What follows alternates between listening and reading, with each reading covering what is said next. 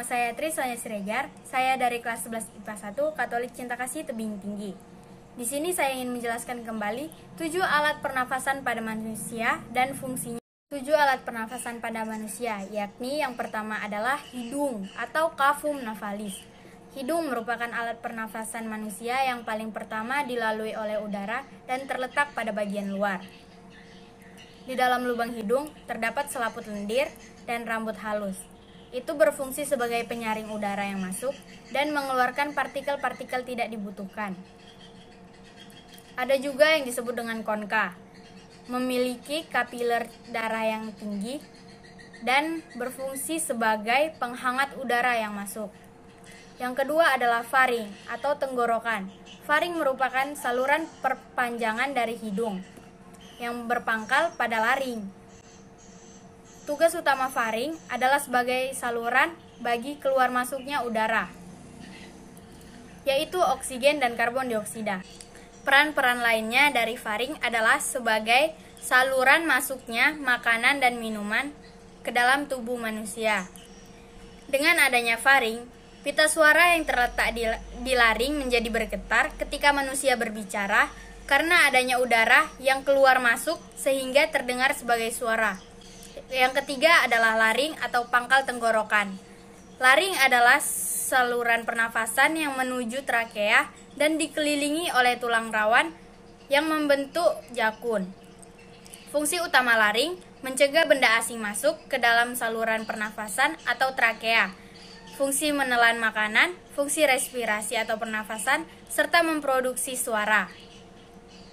Yang keempat adalah trakea atau batang tenggorokan.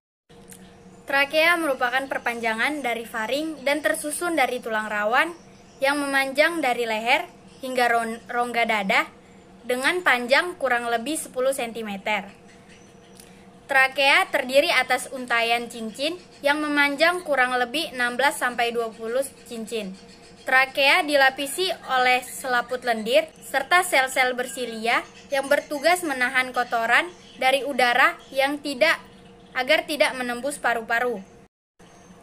5. Bronkus. Paru-paru dan trakea dihubungkan oleh bronkus. Bronkus terbagi menjadi 2, yang satu berada di paru-paru kanan dan yang satu lagi berada di paru-paru kiri. Struktur bronkus berupa tulang rawan dengan otot-otot halus dan bercabang lagi menjadi bagian-bagian kecil yang disebut bronkiolus. Tidak seperti bronkus, bronkiolus tidak tersusun atas tulang rawan dan berdinding tipis. Yang keenam adalah pulmo atau paru-paru.